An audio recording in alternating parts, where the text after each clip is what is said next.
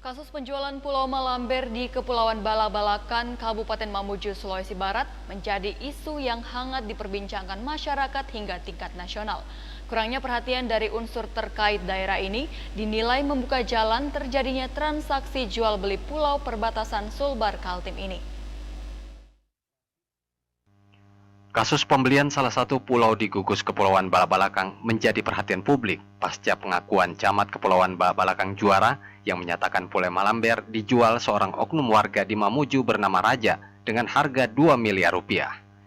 Pulau Malamber yang masuk wilayah desa Bala-Balakang Timur, Kecamatan Kepulauan Bala-Balakang, diisukan dibeli pengusaha asal Kalimantan Timur yang juga Kepala Daerah Kabupaten Panajam Pasar Utara berinisial AGM. Juara mengaku tidak mengetahui awal penjualan Pulau Malamber yang diakui telah dibayar dengan panjar awal sebesar 200 juta rupiah. Ada Malamber. Ini kan tidak tahu kurang ukurannya itu luasnya, tapi itu harganya 2 miliar, DP-nya 200 juta. Sudah diambil itu? Sudah diambil. Siapa yang terima? Sudah diterima?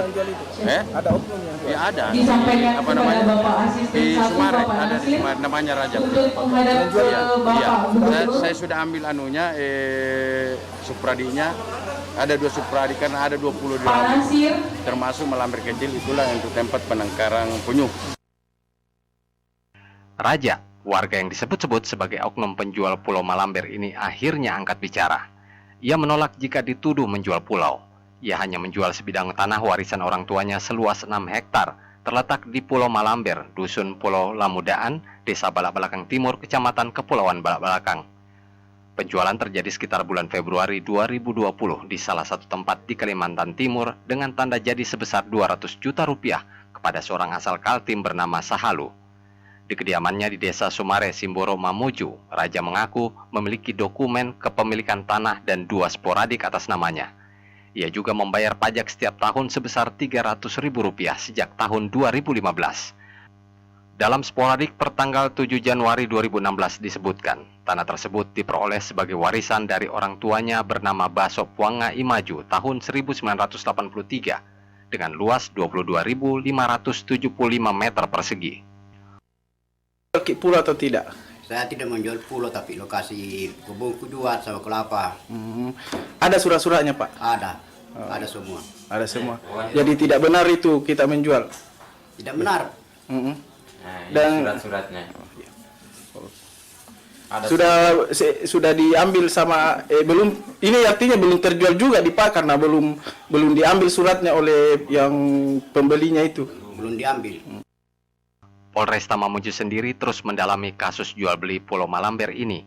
Hingga kini polisi telah memeriksa sejumlah saksi, diantaranya pihak Pemkab Mamuju, Camat Bala-Balakang, hingga Raja, orang yang mengaku sebagai pemilik lahan di Pulau Malamber. Dari penyelidikan polisi, penjualan pulau seharga 2 miliar rupiah ini tanpa sepengetahuan aparat pemerintah setempat.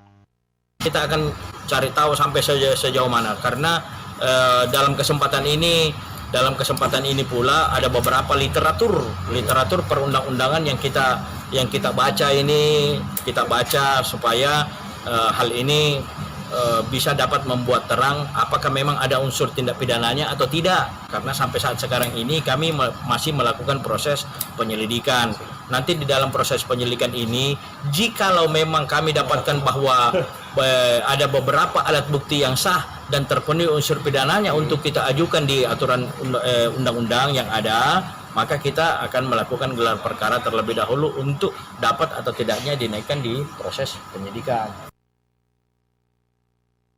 Kasus jual beli pulau ini menyeruak saat kunjungan kerja Menteri Kelautan dan Perikanan RI Edi Prabowo di Pulau Popoongan Bala-Balakang dalam peringatan rangkaian Hari Laut Sedunia 2020. Menurut Menteri, dalam sistem perekonomian jual beli harus berpegang pada pasal 33 Undang-Undang Dasar 1945, di mana semua harus dikelola negara dan dimanfaatkan sebesar-besarnya untuk kemakmuran rakyat. Ia menegaskan, jika ada pelanggaran harus diproses secara hukum. Kalau ada silakan masukan kami, yang jelas kita pegang ke pasal 33 perekonomian konstitusi kita. Ya, jadi semua harus dikelola negara, dimanfaatkan sebesar-besarnya untuk kemakmuran rakyat. Boleh ya, Pak? Ya. Saya pribadi ya. Oh, begini. Ada kerjasama, ada aturannya semua. Jadi tidak boleh, jangan asal kita melihat dari kacamata kuda. Mana yang bisa ada manfaat untuk masyarakat dan negara, saya akan kasih tempat. Ya, mau dengan siapa saja, yang penting menguntungkan bagi Indonesia, wilayah dan daerah, kita akan kasih tempat. Jadi jangan kita melihat dari seolah-olah kacamata kuda. Tapi kalau ada pelanggaran-pelanggaran, ya kita ada prosesnya. Tadi yang saya sampaikan, urusan dengan nelayan adalah prioritas. Jangan main asal hukum. Untuk hal-hal penangkapan, untuk hal-hal pengelolaan, kita konsepnya pembinaan. Kasus ini masih terus bergulir di tengah masalah krusial keterbatasan infrastruktur dasar masyarakat Kepulauan Balabalakang. Sebelumnya wilayah Balabalakang sempat menjadi rebutan dua provinsi, yakni Sulawesi Barat dan Kalimantan Timur. Rezaldi Safitri melaporkan.